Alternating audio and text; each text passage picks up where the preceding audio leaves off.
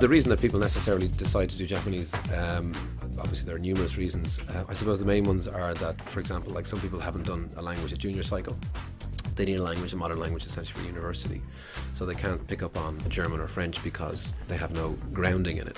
So they start from scratch in 5th year in Japanese, and at the end of that they would have a modern language which is equivalent, if you like, in terms of marks, the leaving certificate. You see, the big stigma about Japanese is that it's a difficult language, but it's just different. That's the only real problem. I mean, the course itself is easy enough, as long as you just take regular notes and yeah, you kind of, I don't know, everyone in the class, it's impossible not to fall in love with language, to be honest. It's a simple grammar structure, it's very fun, and people are just very pleasant. People should study Japanese because it's an interesting language, and if they want to start fresh from a new language from after their junior cert, they should definitely consider it. I think it gives, I suppose the world has become much smaller, and it just gives them an insight into life in Japan. They get a very good understanding of the life and the culture as well as the language.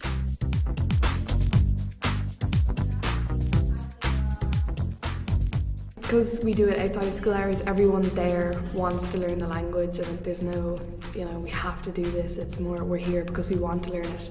So I think we get a lot done. It's not really that difficult. At first it looks kind of daunting, the way you have all these alphabets and all these ways to speak, but it all comes together so easily, you're surprised. 私の名前はアシュリング・フルセです。6年生です。日本語を勉強しています。If you study Japanese, there's a lot of teachers available to help you. A lot of intensive teaching practice. Like most of my students would email me during the week. Studying Japanese, it's very hands-on, so you get a lot of personal care and attention, yeah. All of the teachers are they bring in games, they bring in Japanese music, we learn things through their culture, I suppose. So that's really interesting as well. It's not just, blackboard books, it's everything.